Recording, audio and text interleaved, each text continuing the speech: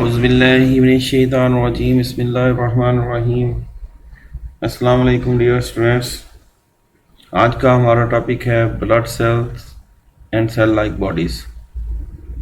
पिछले लेक्चर में हमने इनके इंट्रोडक्शन पढ़ लिया था। अब बारी बारी इनको डिस्कस करते हैं।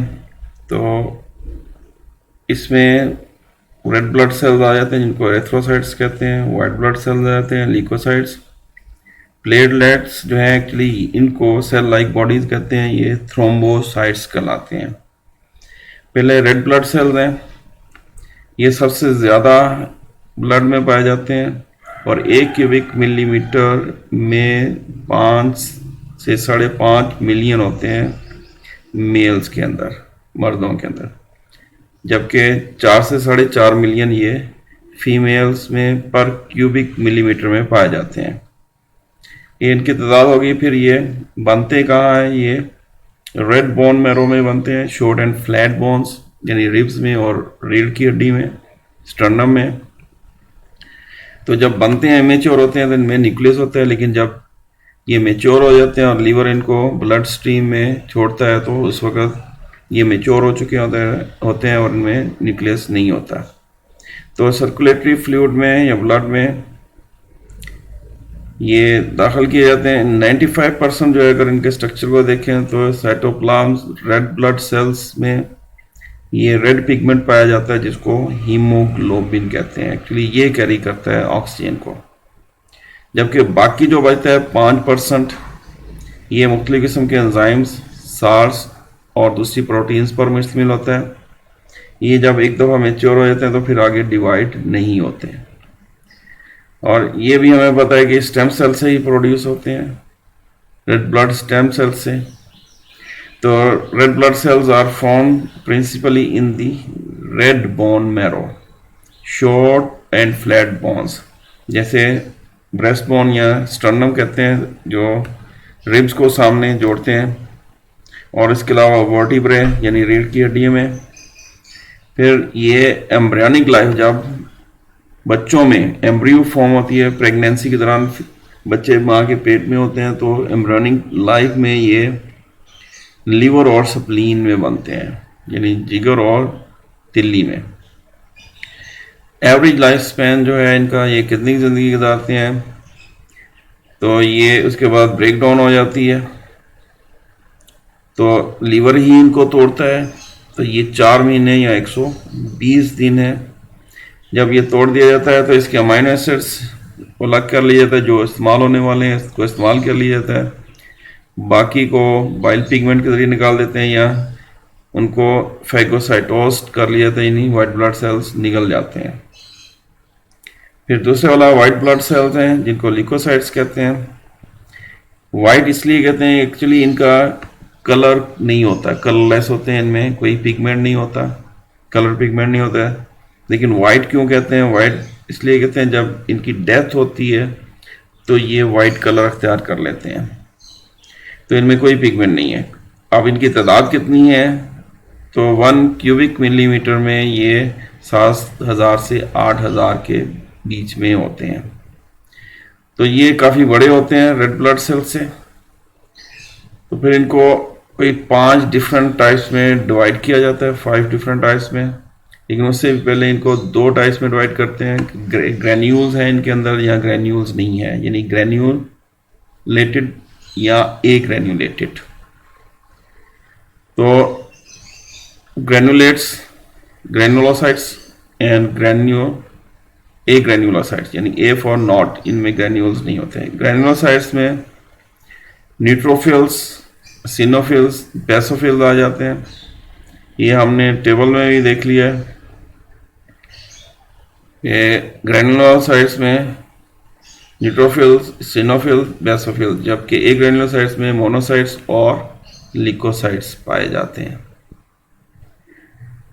तो इनमें फिर आगे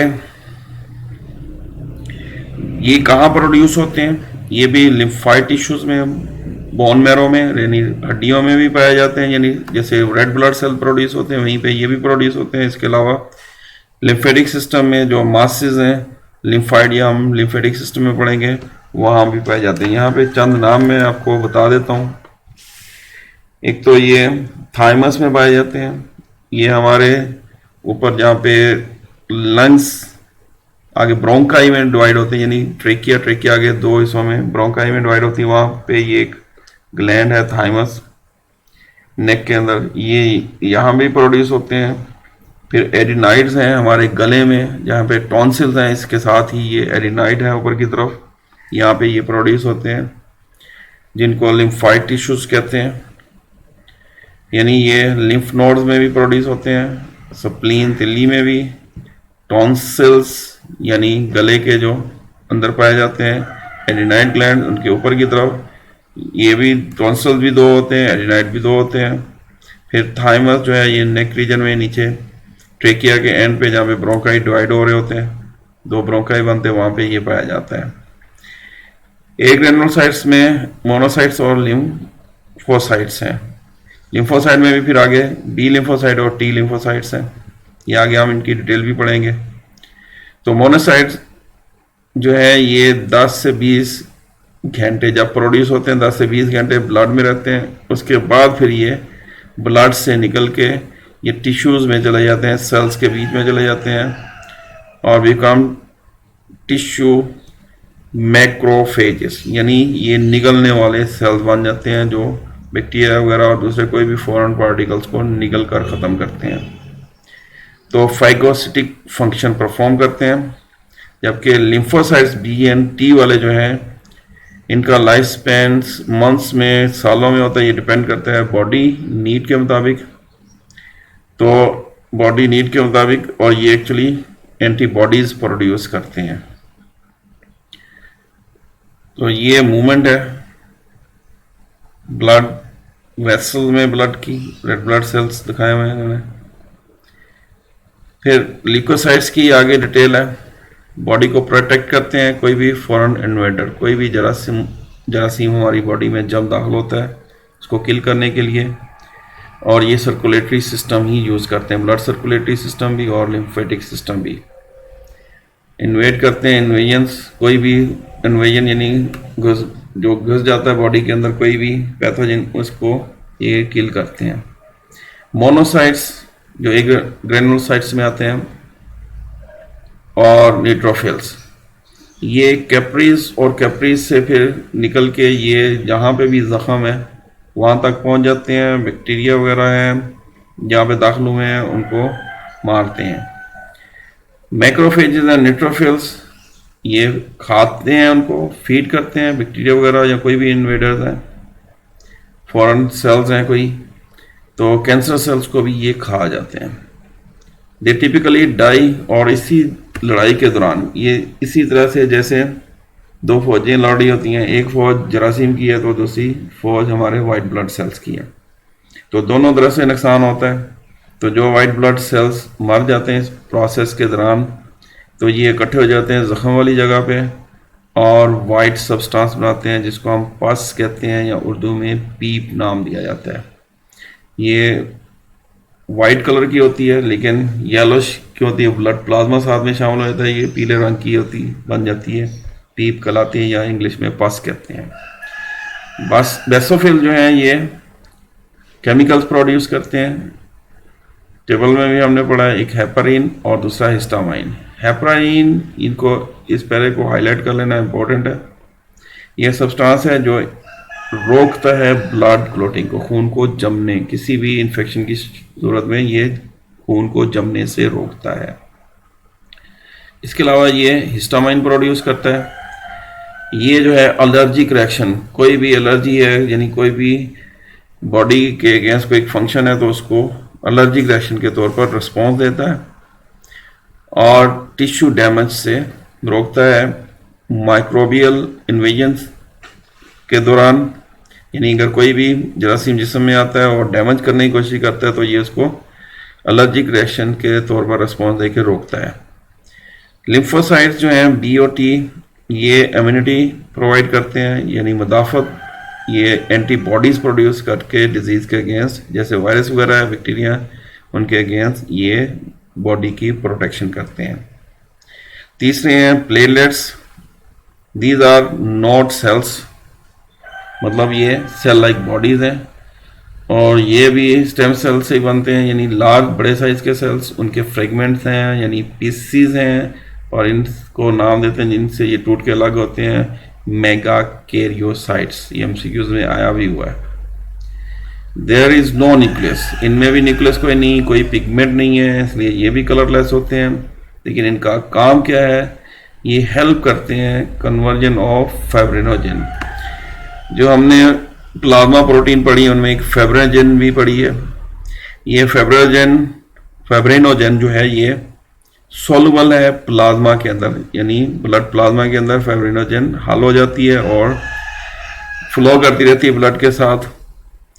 तो ये इनसोलुबल में कब कन्वर्ट होगी, जब इसकी पीएच चेंज होती है, यानी जख्म वगैरह कोई लग जाता है, कट लग जाता है, बॉडी में खून बहता है, तो ये फाइब्रिन में कन्वर्ट हो जाती है। फाइब्रिन जो है ये इनसोलुबल है, वहाँ पे ये जख्म के मकाम पे एक ये एनवेश बनाती है, यानी जाला सा बनाती है, और खून को जिस्म से बाहर बहने से रोकती है, यानी ब्लीडिंग को रोकती है। जब ये जाला सा बना लेती है तो उसके अंदर प्लेटलेट्स वगैरह भी अड़ जाते हैं, अदर ब्लड सेल्स भी अड़ जाते हैं। इस तरह से वहाँ पे एक किस्म का टेम्परेरी सील हो जाती है, यानी रुकावट बन जाती है, क्लॉट सा बन जाता है, और फिर बॉडी जो है इस क्लॉट के नीचे उस जगह की हीलिंग करती है, यानी रिपेयर करती है, और ये जख्म जब भर जाता है उसके ऊपर से एक खिंड सा उतरता है, एक्चुअली यही इस फाइब्रिन में कन्वर्ट हो जाती है, ये टेम्परेरी सील का काम करती है। इस तरह से ब्लीडिंग को रोकती है जब तक कि डैमेज टिश्यूज रिपेयर नहीं हो जाते। तो ये रेड ब्लड सेल्स हो गए, वाइट ब्लड सेल्स, और फिर प्लेटलेट्स। फिर ब्लड का फंक्शन क्या है, फंक्शन ऑफ ब्लड, यहाँ पे उन्होंने 11 पॉइंट्स दिए हुए हैं। तो पहले वाला जो है प्लाज्मा प्रोटीन, यानी खून के अंदर जो प्रोटीन पाई जाती हैं, ये कोलाइडल ऑस्मोटिक प्रेशर, यानी colloid osmotic pressure of the blood, इसको मेंटेन करती है, यानी उसके खून की थिकनेस, गाढ़ेपन को मेंटेन करती है। इसमें 75% यानी 75% एल्बुमिन है, 25% ग्लोबुलिन है, जबकि फाइब्रिनोजन का इस कोलाइडल जो है या कोलाइड ऑस्मोटिक प्रेशर में कोई रोल नहीं है। थर्ड, ब्लड हेल्प्स इन ट्रांसपोर्ट मटेरियल, यानी मुख्तलिफ किस्म के मटेरियल को बॉडी के अंदर ट्रांसपोर्ट का काम करता है। इसमें न्यूट्रिएंट्स हैं, जो खाना आपने खाया ये डिफरेंट न्यूट्रिएंट्स की शक्ल में बॉडी टिश्यूज तक पहुंचाएगा, पानी है, साल्ट है, फिर वहाँ से जो वेस्ट मटेरियल प्रोड्यूस होते हैं, मेटाबॉलिक वेस्ट, इनको भी ट्रांसपोर्ट करते हैं ताकि बॉडी से खारिज किया जाए। इसके अलावा हर किस्म के हार्मोन्स जो कि एंडोक्राइन ग्लैंड्स प्रोड्यूस करते हैं, उनका अपना कोई डक्ट सिस्टम नहीं होता, इसलिए वो ब्लड में सिक्रीट करते हैं, इसलिए हार्मोन्स भी ब्लड के अंदर मौजूद होते हैं और इनको ये ट्रांसपोर्ट करते हैं टारगेट सेल्स तक। थर्ड है गैसेस। तो रेस्पिरेटरी गैसेस जैसे ऑक्सीजन और कार्बन डाइऑक्साइड, ब्लड इसको भी ट्रांसपोर्ट करता है। ऑक्सीजन को लंग्स से लेकर टिश्यूज तक लेके जाएगा, जबकि कार्बन डाइऑक्साइड को टिश्यूज में जो प्रोड्यूस होती है उसको टिश्यूज से लेके लंग्स तक लेके जाएगा ताकि रेस्पिरेशन में ये बाहर निकल जाए, यानी ब्रीथिंग के दौरान। Fourth, blood helps in body defence. तीसरा हो गया बॉडी डिफेंस। ये डिजीज़ हो सकती हैं, मुख्तलिफ किस्म के पैथोजन हो सकते हैं जो डिजीज़ काज करते हैं, तो न्यूट्रोफिल्स, मोनोसाइट, ये इनको निगल जाते हैं और इनवेडिंग यानी जो हमलावर माइक्रो ऑर्गेनिज्म है, बैक्टीरिया वगैरह, उनको खा जाते हैं। पांचवा, blood provides immunity by the lymphocyte, यानी इम्यूनिटी का मतलब कि एंटीबॉडीज प्रोड्यूस करते हैं, दफाई निज़ाम यानी डिफेंस क्रिएट करते हैं, तो बी और टी लिम्फोसाइट ये रोल प्ले करते हैं। फिर 6, ब्लड प्रोडक्ट्स इंटरफेरॉन जो है ये एंटी वायरल सब्सटेंस है। इसके अलावा एंटी जो है टॉक्सिन्स, यानी टॉक्सिन बोलते हैं जहरीले मादों को, एंटी टॉक्सिन यानी जिनको त्रयाग कहते हैं उर्दू में, यानी जहर मार कह देते हैं, तो ये केमिकल प्रोड्यूस करते हैं जो जहर मार का काम करते हैं, यानी एंटी टॉक्सिन का। तो ये खुद भी प्रोटीन होते हैं और ये बॉडी को प्रोटेक्ट करते हैं फ्रॉम न्यूक्लिक एसिड मतलब वायरस का जो न्यूक्लिक एसिड है, आरएनए या डीएनए या कोई भी जहरीला मादा, टॉक्सिन जो है जो इन्वेडिंग ऑर्गेनिज्म प्रोड्यूस करते हैं। फिर सेवंथ, ये बफर का काम करता है, यानी बफर पीएच को मेंटेन करता है। Acts as a buffer to maintain the acid base. और पीएच कैसे मेंटेन होती है? एसिड और बेस के बैलेंस की वजह से।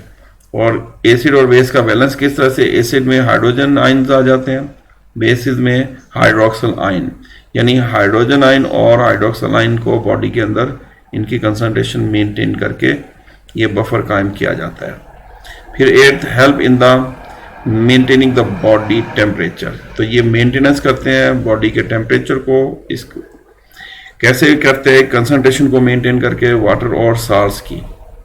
इस तरह से ये होम्योस्टेसिस का काम करता है, यानी मेंटेन करता है internal conditions of the body, is called homeostasis. फिर ninth, wall of blood helps in the exchange. ये कैपिलरीज की बात कर रहे हैं जहाँ पे मटेरियल एक्सचेंज होता है between the blood and body tissues. तो ये कैपिलरीज के जरिए से इंटरस्टिशियल फ्लूइड या टिश्यू फ्लूइड और फिर सेल तक। फिर टेंथ, ब्लड मदद करता है मेंटेनिंग द इंटरनल एनवायरनमेंट, यानी बॉडी की अंदरूनी जो एनवायरनमेंट है उसको हेपरिन प्रोड्यूस करके, जो हमने ब्लड सेल्स में पढ़ा, वाइट सेल्स, और हिस्टामाइन में प्रोड्यूस करके also maintaining the amounts of chemicals, यानी केमिकल्स में कौन कौन से? वाटर, साल्ट्स, इनको मेंटेन करता है बॉडी में, और बॉडी टेम्परेचर को मेंटेन करता है। इसको नियरली कांस्टेंट या कांस्टेंट यानी 37 डिग्री सी के अराउंड ये टेम्परेचर को मेंटेन करेगा। फिर 11th पॉइंट है हेल्प्स इन ब्लड क्लॉटिंग। अगर जख्म वगैरह लग जाए तो जमने में मदद करता है खून, ताकि खून ज़ाया ना हो। और सील लगाता है जख्म के मुकाम पर, दैट स्टॉप। एक तो इसका फ़ायदा होता है कि खून नहीं बहता, दूसरा जो जरासीम है उनके लिए एक्सपोज हो जाती है जगह, तो उनको बॉडी में एंटर होने नहीं देता। तो ये फंक्शंस ऑफ ब्लड एक दफ़ा लॉन्ग भी आ चुका है बोर्ड में, तो इसको अच्छी तरह से याद कर लेना है। बाकी इनमें से एमसीक्यूज काफ़ी बनते हैं। बेसोल, ये बेसोफिल्स का खास तौर पे हेपरिन और हिस्टामाइन, ये एमसीक्यूज में आते हैं, शॉर्ट में आते हैं। तो ये था बच्चों आज का हमारा टॉपिक। अब नेक्स्ट तक के लिए अल्लाह हाफिज़।